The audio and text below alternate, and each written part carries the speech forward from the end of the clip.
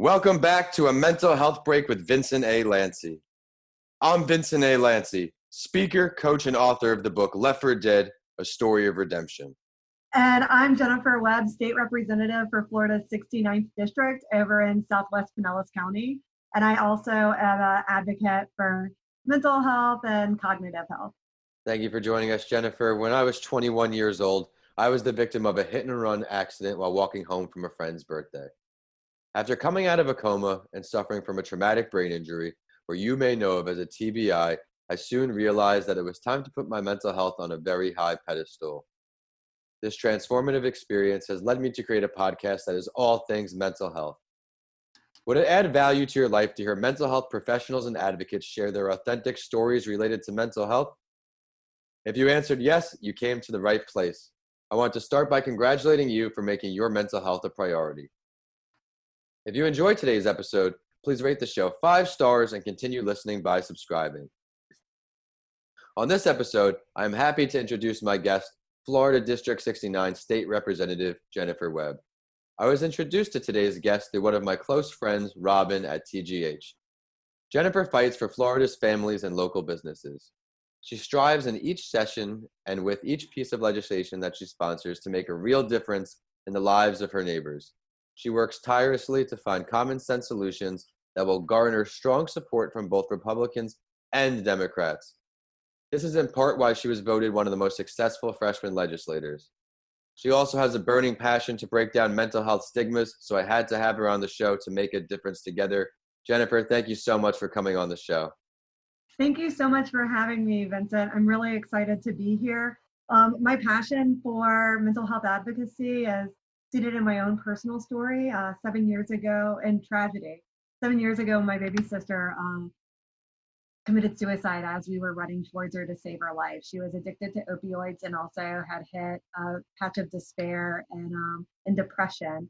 And that really instilled in me the desire to make a difference. I've also had my own struggles and have been sober now for 21 years and clean. And along with that, I really take great pains to take care of my own mental and emotional well-being and make sure that I'm on the bright side of things, right? Instead of in the shadows, because depression is something that a lot of people do struggle with. Jennifer, thank you so much for sharing that. I'm really excited for you to add value from those perspectives today. Thank you for the courage for coming on the show. On each episode, I share the mental health story of someone who is famous because I want to let you, the listeners, know you are not alone. I want you to understand that even though someone looks like they're healthy from the outside, they may not be on the inside too. For today's episode, I will introduce the mental health related story of American hero and Olympian Simone Biles. Simone made headlines a few years ago, winning medals at the Olympics. She also stands proud for and discusses her diagnosis of ADHD, or attention deficit hyperactivity disorder. This all came to public light after a hacker released her medical records to the world. She ended up tweeting, quote, "Having ADHD and taking medicine for it is nothing to be ashamed of, nothing that I'm afraid to let people know." The hacker who released her medical records aimed for Biles to be shamed for use of, quote, "illicit drugs."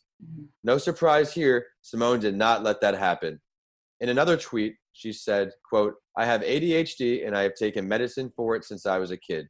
Please know, I believe in a clean sport, have always followed the rules, and will continue to do so as fair play is critical to sport and very important to me." Jennifer, what do you like best about this story? I like that she pushed back and that she made it a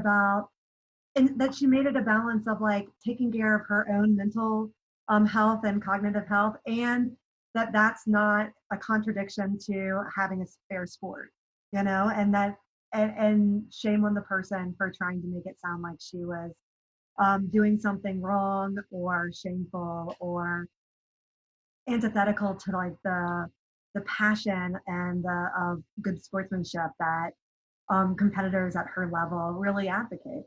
Absolutely, and she's such a great person where people take it out of context that she's using this drug, but it's her medicine. And we live in a world where you have some depression or ADHD and you take medicine, you're looked down upon. But if you break your hand, you can take a week off work, go get it checked out, relax.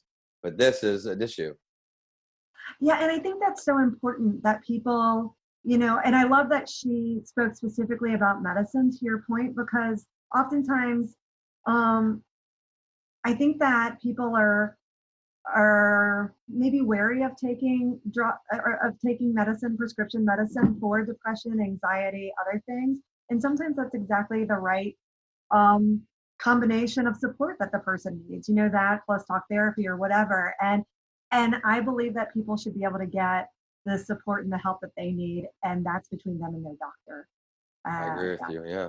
Yeah. Thank you for that great insight. I agree with you 100% there. Everybody is different. What works for some people doesn't work for everybody. And I think that's very important to at least have the conversation with the doctor because, especially in a time like this. Yes, absolutely. And what's cool is now, because we passed some telemedicine legislation, you Yeah. can actually have a conversation with your psychiatrist or your um, primary care physician through the computer. You don't even have to go in, and you can also do like management of your medicine Hmm. through that through telemedicine instead of going in. So it's never been easier to get the help that you need. Absolutely. And it played a role for me during the pandemic. I used the service as well. So I think this is a great time now to get into the main event, Jennifer. On Yeah, each episode, my guest and I will go over this series of 6 questions to help others improve their mental health. You ready to go? yeah, let's do it. Many would agree that the more common or at least talked about types of mental health disparities are mood disorders, anxiety disorders, or schizophrenia disorders. What areas did you come across the most? I've come across, well, in doing my legislative work and in talking to constituents, a lot of mood disorders and anxiety disorders, especially right now, because of the uncertainty of the world around us and all of the Yeah. stress of that uncertainty, that it bears down on even people who generally have really good coping mechanisms, are just scrambling with their feet under them to get to solid ground. So right now, those two. Um, However, that being said, like people who are most memorable to me are, of course, people with like schizophrenia and other more Mhm. kind of serious mental health illnesses, um, because because they just are more indelible on my memory, Yeah. and treating getting them the right support can be trickier than for anxiety or depression. Absolutely. I think those are the more talked about ones because mental health and all this information is so new still. Granted, 5, 10 years ago, there was nothing, and Mhm. now we're making strides. So I think conversations like ours are going to open up the doors for those mental disparities to be at least have a conversation about because I know that firsthand experience is something that always helps me in every part of life. So this type of conversation is my goal for that. Awesome. Absolutely. Yeah, so you've had some experiences related to mental health with family members, yourself, and in legislature. When did you first decide that a career related to mental health, taking a stance on that part of it, was going to be the right one for you? I love that question because long before I decided to run for office, I mean, like one of my first jobs out of college, I served in AmeriCorps, and I worked with kids who were phasing out of Department of Children and Family Services, or who were Mhm. homeless and coming in off the streets. And quite a few of those kids, they're teens, 16 to 24-year-olds, had mood disorders. One had schizophrenia. Um, I mean, and other issues. And I loved working with those teens. I loved working with that population. I loved the kind of honesty that I had, because Yeah. these were kids who were more apt to tell me to go F myself and thank you. And I was okay with that. But because the level of honesty and transparency that you have to operate with in order to keep teens like that feeling safe Yep. is like, and so that they can trust you, so that you can develop that relationship, so that you can have a positive impact on their life, is really high. And so ever since then, I've always sought to be of service in that arena. And honestly, it's because of my own experience, you know, addiction and alcoholism run in my family. Um, I joke with people, I say I was born on a Wednesday. I'm just naturally kind of more of a depressed person. So Wednesday's child is full of woe. So that's why I say, oh, I was born on a Wednesday. Because I just, you know, that's my natural affectation is, and people don't believe it because, you know, I smile a lot and I'm Yeah. really kind and I love people, but I also have this side of um, what did Churchill called it? The dog days or Something like Black that. Dog days or something like that. Yeah, and that's true for me as well. And I wanted to share my experiences with others and help other people, I don't know, be better advocates for themselves, not be scared of whatever they're going through so that they could just meet themselves where they were and that they knew it was okay, that there's Mhm. no such thing as like normal, that there's a wide variety of what normal is and it's what works for you and just like all of those things. And so that's also what I try and pull into my legislation. Like, um, I think it's really important not criminalizing mental health issues, right? And my predecessor did a lot of work around that. However, a lot of our support is backloaded onto the justice system. So you don't actually, like you don't get an intervention until you see a law enforcement officer. Well, that's crazy. Like I want to deal with it when it's still a health concern, Mhm. when people are still just trying to struggling to figure out where they can get help. And I think that once we move our interventions up and are able to meet people like when they are first like, hey, something's not, I'm just struggling lately. Before the suicide attempt, before the you know antisocial behavior, before any of that starts, then we can create a healthier community.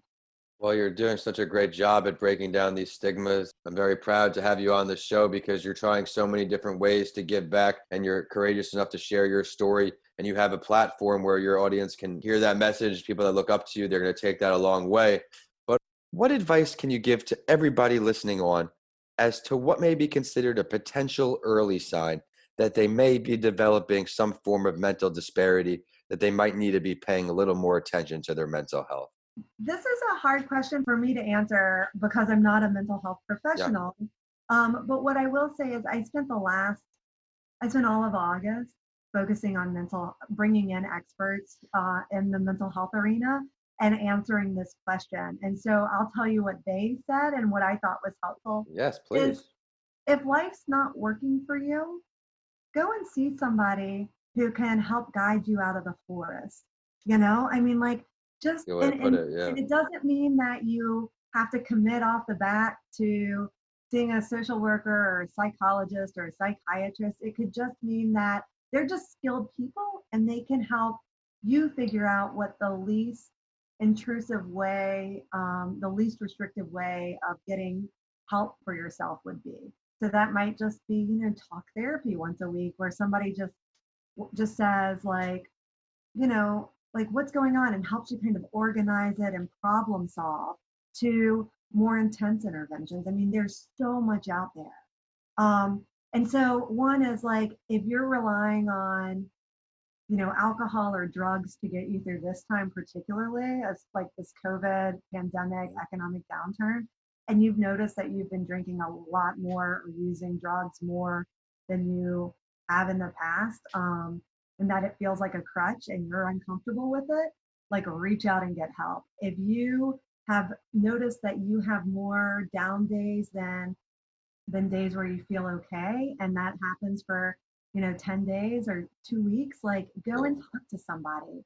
And don't let the fact that you're under or uninsured impede you, because there's lots of resources for people who are underinsured. So everyone has a right to have mental health care and or access to mental health care. So those are the two things, honestly, that I would say, like, hey, or if your spouse is like, giving you feedback, if you're somebody who isn't necessarily very self-reflective, so figuring out if you have more down days than up days is not your cup of tea. If your wife or your husband or your kids are like, hey, we've noticed this over a while, like pause and just think about it. Have you been happy? Have you been fulfilled? Do you need to maybe talk to somebody and have them help you figure out how to get back on the path and out of the woods? Yeah, those are the three things that I would suggest. Yeah, that's great advice. That's why it's always nice for me to have mental health advocates on the show, as well as doctors and professionals, because it gives those two different perspectives, people going through it, and then the little more detailed input. So thank you for that. But if you could pick three, and I say only three, Jennifer, because I want the three most important things our listeners can do on a short-term or daily basis to improve their mental health, what can you offer? What's worked for you?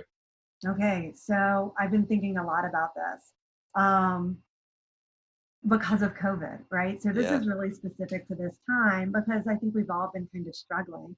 One is if you find yourself feeling blue or down, like connect with gratitude. It's like a shortcut for me for like reorienting my internal terrain to being a little sunnier. The second is just three things. Develop a schedule for yourself and how love to that. intentionally bring joy to your days. So if exercise brings you joy, like pencil that into your schedule and give yourself a schedule.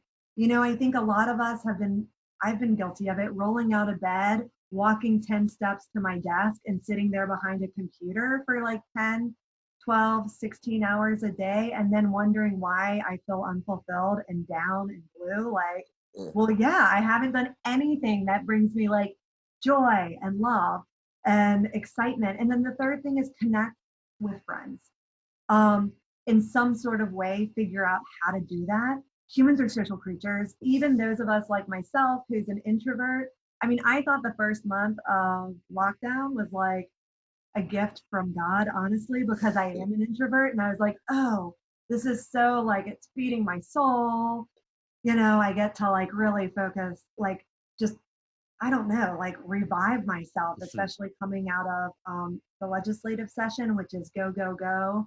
Um, being around people constantly and a lot of output. I was like, ooh, I get some input. But after a month, I was like, even this introvert, I'm like, oh my goodness, I crave people, I crave hugs, I crave human interaction, I mean, all of the good stuff. And so build that in. So those are the three things that I would say. Yeah, I can definitely relate to staring at the computer for too many hours to count, losing track, and I try to be more mindful of it. I love what you said about doing things you're passionate about. In my book that's coming out, Mr. Lanci Talks Mental Health, there's a part emphasizing taking breaks throughout the day, as well as one day a week. And now I'm very strict on it, more so than the past, where I give one day per week to do something I truly enjoy and I'm passionate about. Football season's here, so now it's Sunday to usually watch the Jets lose, but that is my day for myself. And that's something because I'm guilty, and I'm sure you can resonate, where you're staring at a computer, you're working for so many hours and you just don't want to get up. But that break really revives you, rejuvenates me. And if I don't do heavy lifting. I have my broken tib fib. I have the rod in my leg. So I've never done squats or things, but I'll always do 30 minutes of ab workouts or something, because those endorphins in my brain, Yeah. they make me think clear. I don't have those bad thoughts, and it really works for me. Well, I'm really glad that you mentioned the endorphins and physical activity. What I Yeah. think that, and I'm hoping that people are really starting to get this, is that even if you don't identify as somebody who's particularly active, um, even I mean, I know I used to go to my office and I would walk from my car to my office and walk up the stairs, walk around my office, say hi to people. I Yeah. would get back in my car, go somewhere else, get out of my car, walk and walk. I did naturally a lot of walking in my day.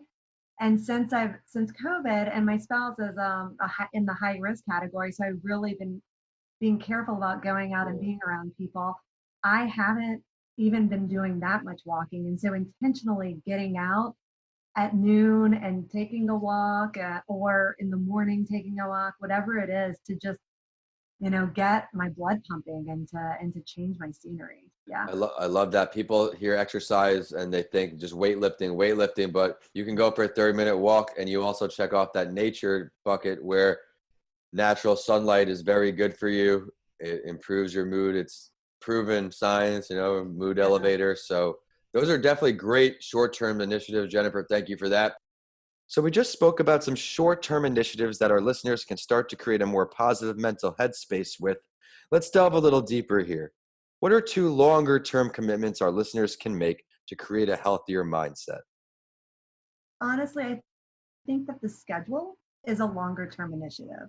because any changes. So if you're right now starting from a place where you're blue and your life feels kind of chaotic and you don't really have the energy to expend to start, I mean, because it takes energy to start a new habit, you know? And so we've just said 3 new habits. I would do like, you know, the first, just do one thing different.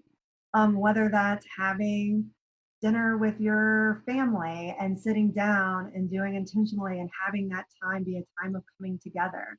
And then once that feels second nature, because I think how people are experiencing right now is everything feels like a lot of effort. You know, it's like, oh, all I need is a new, like, all I need is a schedule that works for me. Like that sounds like so much. And so just do one thing at a time.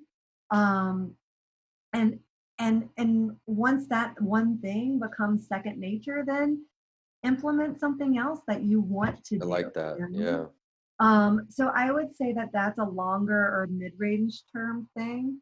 I also, I mean, I think you were talking about taking breaks. Like I meditate, and it's or breathe. Sometimes I just have to think of it as breathing because I think meditative and I'm like, oh, I'm not that holy, you know, like like that's so like, you know, that's like a nun on a mountaintop or something. But like even just like taking time throughout the day between tasks to sit and intentionally breathe, get a glass of water. Yeah. I, you know, like doing these helpful activities and recentering the focus on yourself and then taking stock. How are you feeling at the end of the day? Has it helped? Has it not? You know, I'm a big believer of do what works for you. You Yeah. know, like there's no right way. There's definitely things that are less helpful than other things, but there's a whole host of things that are super helpful Yeah, I understand that. I that, agree. but they're not all helpful for every single person and you can go overboard. So just like pick one thing, integrate it over time and then see how you feel at the end of the day. If it's working for you, awesome. If it's not, that's awesome too. That's more information and you can try something else. Absolutely. I think mental health relates to business in a lot of ways. The way I do it's the little things you do right, like reading every day for 30 minutes, just little habits because I know it improves my business and my mental health. And just got to stay positive, and the thoughts go a long way. Absolutely. Absolutely. Yeah, but Jennifer, I'm excited for this question now. We've gone through almost the whole show. What are some ways you're going to continue to raise awareness for the importance of mental health? So I have done a mental health series for the past, during August, I did like 5 weeks, 5 Wednesday and week after week on focusing on mental health or behavioral health. I'm really excited because I talked to you about coming on. What I realized when I spoke to Vincent is that I think a lot of times when people think of mental health, they think of women and children. They don't necessarily think of guys, or they'll think of people with specific mental health or behavioral health challenges, like if you're an addict or alcoholic, if you're, you know, a schizophrenic, or if you have these issues. But I think that it really, we under focus on men's mental health. And so I want to do at least 1 or 2 things on men's mental health. I'll continue. Last year, well, my first term in office, I one of my bills was executive ordered to create the Office of Drug Abuse and or uh, Drug Abuse and Prevention. A second bill focusing on juvenile Baker Acts and making sure that we're only Baker Acting the kids who really need it because that's such an intense intervention, right? And it can be Yeah. damaging if you don't need it. I'm going to pick that legislation back up this year. And I also want to do a mental health parity bill to make sure that folks have access to mental health and that it's covered at the same level that we cover physical health care. Because I know that a lot of people that I talk to who have mental health challenges or other things, like they might have health insurance, but their health insurance doesn't cover hardly anything when it comes to mental health. And it's like, oh, so I Yep. pay, like I don't get the flu, I get a depressive episode, or I don't get, you know, a strep throat, I get stressed out. Like, and there's not the same kind of coverage. And so I'm really interested in how we can create parity there. And then finally, by this is the first time that I've even alluded to my story. in public space. And I know that there's different initiatives. Like people know about my sister. People know that I'm sober. They don't know that I have my whole life like kind of battled with depression. But I would love to start talking more about that. And being an open door for people, and in a place where people can get resources. And so that's what I'm going to commit to doing. Well, Jennifer, all that sounds incredible. A huge role model for the communities you live in. As the figure you are in the community in your role, a lot of people are looking up to you throughout the day, every move you make. And when kids are going to hear that it's okay to have these feelings, which was a big goal for my book too. Just this book I'm putting out is a prequel, if you will, to a children's book series. The experts in this book, there's a children's series we created based off this book. I want these kids to know it's okay to have emotions. It's okay to have feelings, because this COVID situation, we forget that the children in our lives, they have emotions and feelings too, and their whole life is out of their hands pretty much to the adult figures in their lives. So they are going crazy. So that is going to be incredible work for the community. I'm excited to see that. Well, and I can't wait to read your book, because I love the idea that emotions are okay, and that different emotional terrains are just different. They're not better or worse. They're just our own personal journey and way of viewing the world around us. And it's good to know yourself, right? Like, I think that's a lot of what we've been talking about, is just like, get to know yourself and get to know what works for you, what doesn't work for you, and develop that honest dialogue with yourself, and be okay to share it. And I love this. So thank you so much for having me on. Oh, I appreciate that. Yeah, I'm just doing my part as you are to break down these stigmas, and we're on our way to doing so. But Jennifer, thank you so much for coming on the show today. I know our listeners are going to see all the value. I especially love your answer to number 6 of all these initiatives you're working on. I loved how you emphasized having a schedule, because that's something I resonate with too. It keeps me on track and focused. And I loved how you just took a difficult situation, a bunch of adversity on a bunch of angles, and you transformed it into this powerful stage you're on, making a large difference. But it is time for the last word. And I do this on my other podcast series too, which is what it's really like to be an entrepreneur, because I want our listeners to really get to know the guests I bring on. Is there something you would like to share with everybody that we did not touch on yet today?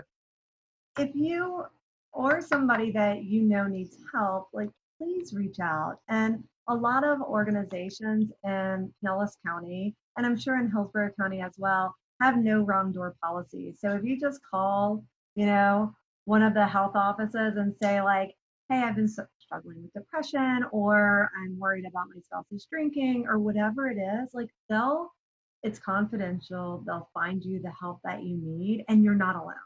Like, this is a hard time for folks.